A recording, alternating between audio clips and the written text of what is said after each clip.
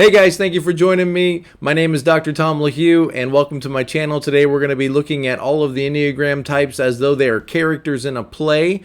And I hope you'll stay with me through the end of this video. It'll be a short video, and I think there's an important lesson to learn at the end, okay? So before we get started, just a reminder that in my description below is a link to my website, tomlahue.com, where you can book Enneagram coaching appointments.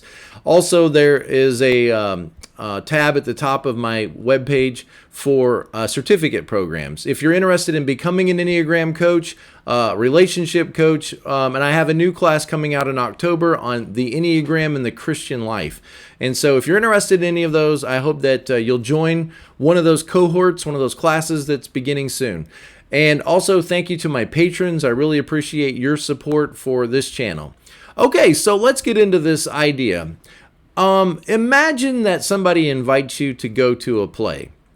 Okay, so you agree and you go and sit down in the audience with all the other audience members, and the lights go down, the curtains go up, and on the stage that is set like basically, let's say, a family living room, kitchen, just like a sitcom stage.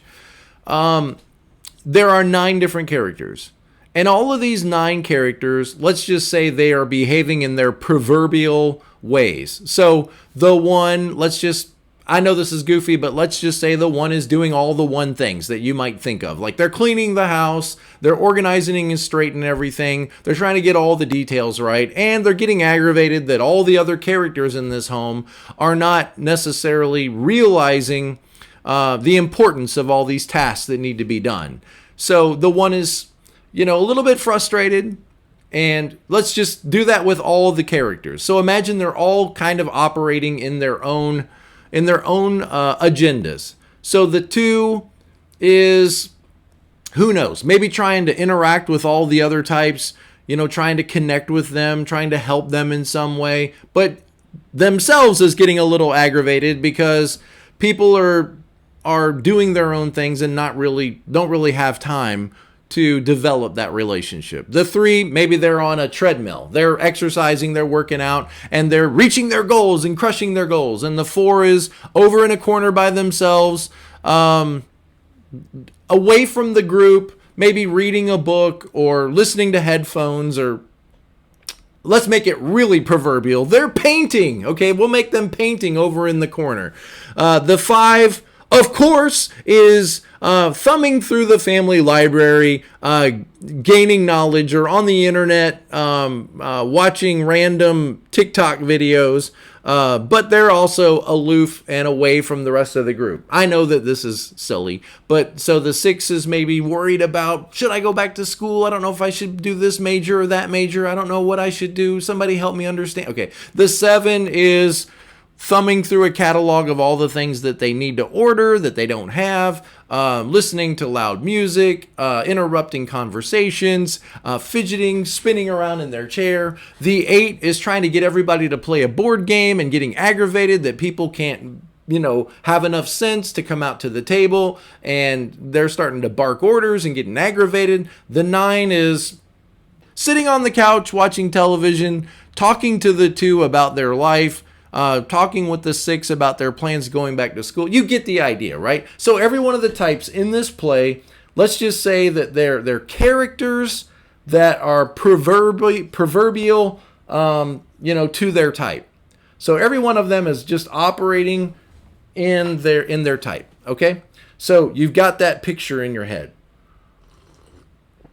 I'm such a 7. Look at this tea I'm drinking. Cup of sunshine. Yeah, it's supposed to, I don't know. Sunshine. Okay, so imagine you're watching this play, and then after an hour and a half of all these interactions, these characters interacting, aggravating each other, getting aggravated with each other, the curtain comes down, the lights come back on, and the play is over. And so now, I just want you to think about that scenario for a minute. When you think about that, learning about the Enneagram, when you first started to learn about the Enneagram, you could very easily see yourself as one of the characters on that play. Just think of it like that. Like you you opened a few books, you started gathering information, maybe you watched a few videos, you took a couple of tests, or talked to somebody that shared the Enneagram with you, somebody at church or somebody, at work. You went through it through some training at work. When you first read through all those definitions, if you knew your type, obviously sometimes people get stuck and they don't know their type, and they need a little bit of help. Maybe they have to try on a type for a while. But if you read and figured it out and knew immediately that you're a 2, you knew immediately that you're a 3 or a 7 or whatever it is, it's kind of like you started to really identify with that character on the stage. If I were to ask you at that point, which one of these individuals at this play is you or is like you? Your tendency would be to say, oh, I'm just like that character, Rob on the stage. Rob, the type 7, the one that's ordering stuff out of a catalog, the one that's interrupting conversations, that's fidgeting in his chair. Oh man, that's me. I'm just like that. And at the beginning of our journey, we do over-identify, we might say, with the personality type on the stage. But now here's what I meant when I said, wait till the end of this video, because it's not going to go where you think it's going to go. Because remember at the beginning of this conversation, I said you're invited to a play and you're sitting in the audience and you're watching the play unfold. Okay, think of that as your true self. And think of the character on the stage as your false self. Okay, now this can get a little bit ethereal, a little metaphysical. I don't think it really needs to. I think the idea of the Enneagram teachers is that we tend to over-identify with that character on the stage. Like, that's me. I'm just like that. And I think we do that early on when we start learning about the Enneagram. We say, oh, I'm a type 7. I'm just like this. Or I'm a type 1. I'm just like this. But the longer we study and think and reflect and discuss the Enneagram, the more we start to realize I'm not just that character on the stage. I'm kind of like somebody in the audience observing at times my behavior, observing my impulses, observing my compulsions. And as I learn and grow and study, I want to more identify with an audience member and less with one of the characters on the stage. Sometimes my personality is not working for me. Sometimes it's limiting my freedom. Sometimes it's restricting me. And I want to begin to see that sometimes being stuck in this type is really limiting, and often I'm kind of an autopilot. I don't want to be an autopilot. I want to reflect on those impulses and say, is this really the best? Is this really the best direction for me? Is this really the best choice I can make? Is this really the best option I could take? Why do I feel so compelled to go in this direction instead of that direction? Is my personality in charge? Because think of it like this. If you have a personality, then you are not a personality.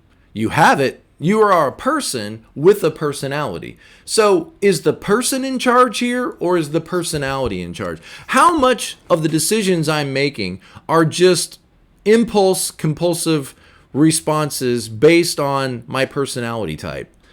Do I really want to just surrender the keys over to type 7 or type 1 or type 3? No, I don't. I want to observe this personality at work and recognize that there are times that sometimes it leads me into unhealthy choices or unhealthy decisions. Let's try to think of this in another way. Let me think about it for a second. Your personality is like software on a computer. If that's true, and I'm running 7 software and you're running 3 software, we're going to see the world very differently because of that personality type that's running the computer. What do we have in common, you and I? we're both computers. We may not have the same software operating system, but we are both computers. And this is kind of the idea, is that, am I over-identifying with the software when I should maybe identify more with the computer? That's what we have in common, is we're both persons with personalities, but we're more than our personalities. Sometimes our personalities are telling us this is good and this is bad. We should avoid this bad thing and move toward this good thing.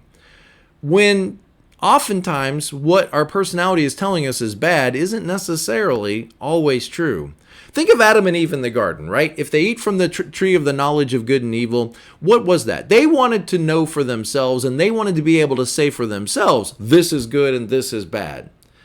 And we kind of keep doing that. Like as a 7, let's see if I can make sense of this from a 7's point of view. As a 7, moving toward excitement, moving toward adventure, moving toward more options, that feels like the good. Being stuck in things that are boring, being stuck in painful moments, being stuck in sadness, that feels like things that are bad. So, from type 7's tree of knowledge of good and evil, moving toward adventure, moving toward excitement, that's always good. Moving toward sadness, moving toward darkness, moving toward less options, that's always bad. So my personality wants to control my life and move me in those directions. The problem is sometimes moving toward excitement and adventure might move me away from things that I love most. Like, I'm sorry, family, I've got to go follow my passion, and I've got to spend the money, and I've got to leave you to go do what is exciting and what is more adventurous. But at the end of the day, if you were to ask me, Tom, what do you value most? I would say, of course I value my family the most. All right, well then why are you leaving them behind and going toward adventure? Well, my personality is telling me that's the best option. And it tells me to move away from evil and sadness. But that's not always a good option. I mean, that's not always the right thing. That's not always the best or healthiest thing for us to do. It's important for 7s to be able to slow down and work through the boredom and work through the option and, be in control of their attention rather than, well, I can't help it. This is boring. I've got to escape. Well, why can't I learn to just accept boredom? And why can't I accept that sometimes less is actually more? For example, imagine you had 10 different fragrances to choose from on your shelf. That's the way a 7 would want it. 10 different fragrances. I got lots of options. I got one for the daytime, one for night, one for cold weather, one for the summer. Oh, I love all these options. But you might never really develop a relationship with any one of these fragrances because you just rotate through them so quickly that none of them are really all that meaningful for you. In other words, you think as a 7, the best experience is more options.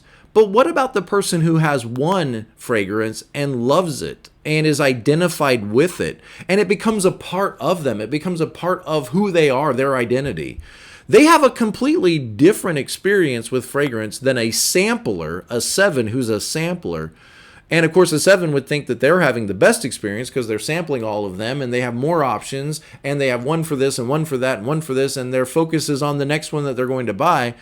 But do they really have a better experience at the end of the day than the person who has one that they love? So sometimes my personality is getting in the way of my best life. Now, we could do that for every type. Maybe we should. Maybe we'll make this a long video. Well, if you've watched this far, you'll probably keep watching. So we'll just make this a longer video. So type 1, for example. Type 1 is moving away from anything that they would consider, that they would perceive, or that others would perceive as bad or wrong or lazy or uncommitted. And they're like, wow, I can't be a part of that. Their personality is telling them, move away from those things. The tree of the knowledge of good and evil for you is all things like that must be avoided. Don't put your name on anything that's not 100%. Don't associate with those people that don't care, that don't want to do their best, that won't step up, that won't be responsible. And it's telling them move toward all things good, all things right, all things responsible. And, that personality is awesome. I have all the respect in the world for type 1s. They make great leaders, managers. You can trust them with with making things better. Here's the keys to my store. Please go manage it. And they're going to make it better. Their personality is telling them, move away from the bad, move away from the slackers, move away from the lazy, and move toward responsibility, right, do the right thing, be responsible, step up to the plate. Your word is your bond. Okay. And that works for the type 1 most of the time. But what if they've overcommitted themselves? I mean, what if they can't be happy when things aren't perfect? What if their family's not perfect? What if their kids, don't do well in school? Are you then embarrassed to be associated with these slackers? Sometimes just recognize that our personality is sometimes making our life difficult, because now I can't be satisfied with just okay. I can't be satisfied with we really tried hard. We gave it a best shot, but it wasn't perfect. It could have been better. We should have started earlier. We should have woke up sooner. You could become a little bit of a tyrant and hard to live with. Okay, type 2. Moving away from anything that might be perceived as unpleasing, moving away from anything that might be embarrassing or shameful, moving away from anything that might humiliate you. And you can become very guarded, very, protective, moving toward being pleasing and being helpful and being kind and being caring. Obviously, it's much more pleasing to most people if you're kind and caring than if you're aloof and withdrawn. But, sometimes this could become a problem because maybe you offer help to people that aren't safe. Maybe you offer help to people that don't appreciate your help, and then you get aggravated, and then you get upset. And this person that is ordinarily so loving and so gracious and so kind of now settles to being addicted to being needed by others, feeling important because they're needed, and then being resentful when other people don't appreciate them at the level they feel that they deserve. And it can end up sabotaging the very relationships that you hope to develop. So your personality is in charge here, telling you people aren't connecting with you like they should. People aren't valuing you like you should. You've given all this energy and all this time and all this effort, and they're not responding to you at the level that you deserve. You should be upset with them. And your personality is saying, I know what's good and I know what's evil. What if you could take a step back from the stage? You see, what if you could take a step back from the stage and sit in the audience for a moment and watch yourself and say, why does that aggravate me so much? Why do I have the tendency to wonder if people are loving me well? Or as a type 1, why do I get so frustrated when things don't work out the way, or when I don't accomplish all that I hope to have accomplished? Why do I get so irritated and so frustrated when other people don't take responsibility? It sometimes keeps me from having a good relationship with them. The very thing that you want. You would say, if somebody asked you, do you want to have a great marriage? Do you want to have a great family? Do you want to relate well to others? Yes, yes, yes. Okay, well then why are you so angry, so upset, so hurt, so sullen, so withdrawn away from the people that you love? Because they didn't do good. They didn't do right. They weren't loving me like I deserve to be loved. Your personality is telling you those people need to pay for what they've done. Look at, instead of loving people and instead of being good, look how judgmental and critical and harsh your personality has turned against them. So what if you could be in the audience observing that and say, wow, I don't really want that. I don't really want to be that critical and harsh. I don't really want to be that hurt and upset and frustrated and angry. Okay, type 3. Type 3 is moving away from anything, again, that could be embarrassing or anything that looks lazy or weak or anything that looks like failure. Threes want to be lions. They don't want to be sheep. They want to show up early and do whatever it takes to win, to accomplish, to achieve, to be effective. They don't want to be ineffective.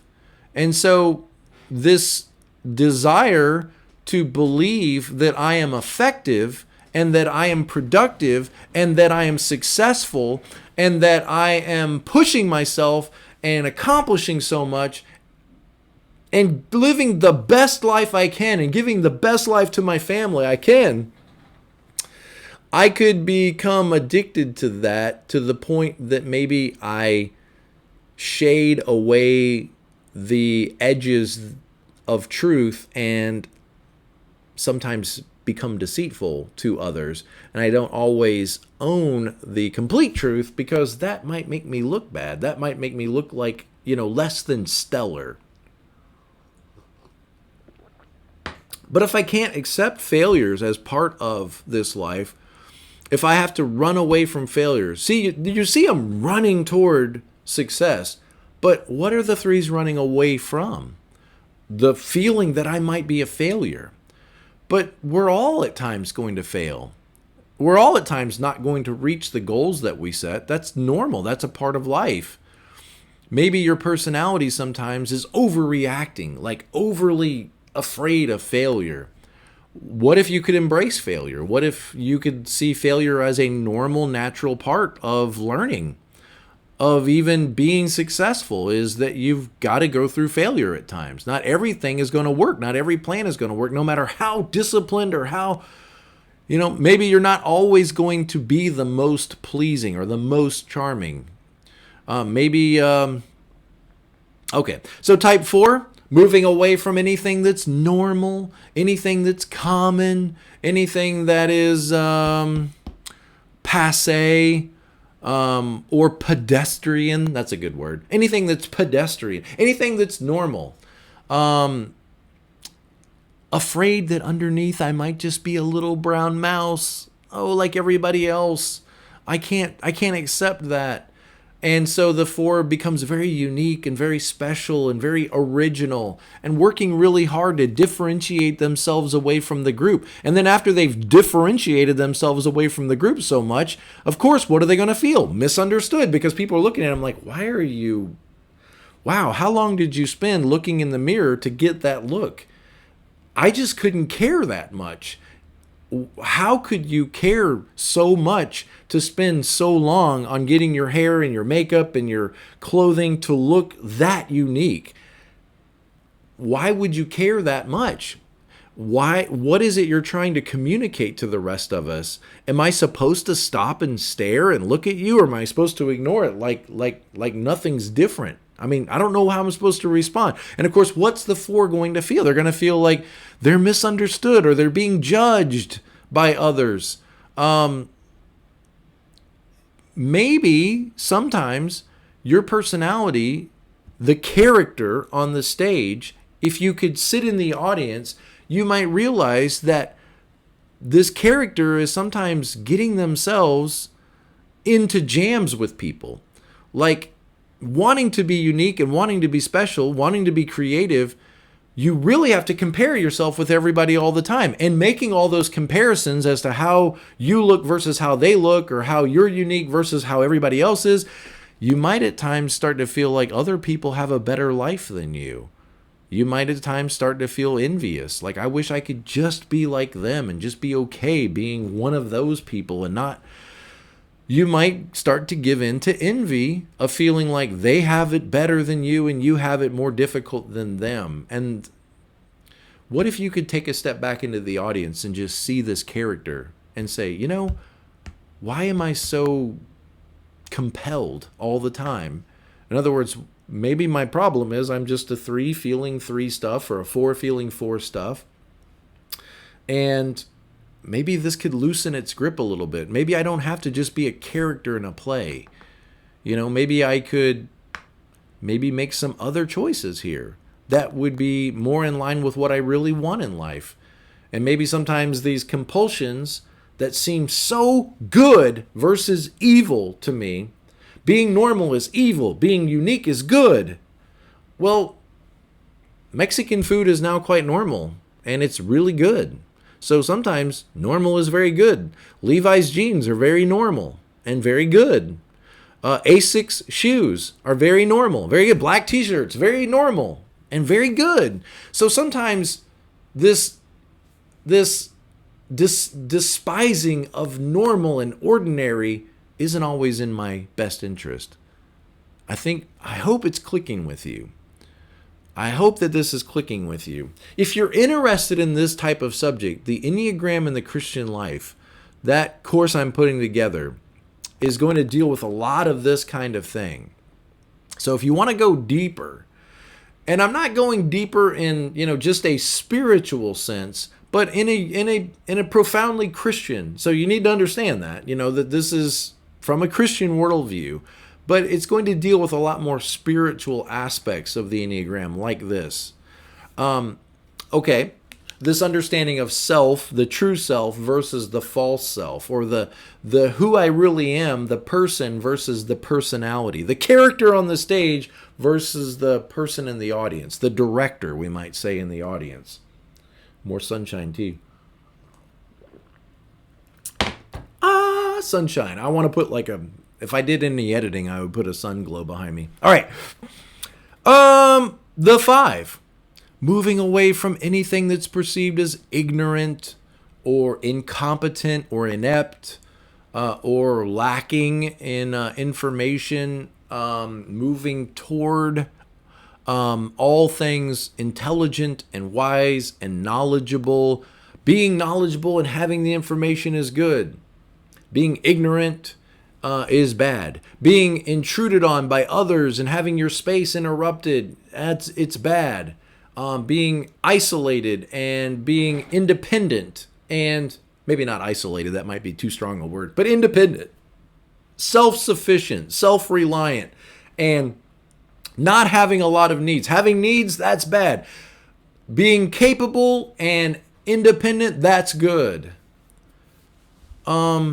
But maybe your independence and your self-reliance sometimes puts wedges between you and the people that want to take care of you, the people that want to love you, the people that want to interact with you. Maybe it's good at times to need others and to be in need of others' care and support and love and attention. And it's good to give that to others. And like the Bible says, with much knowledge comes much pain.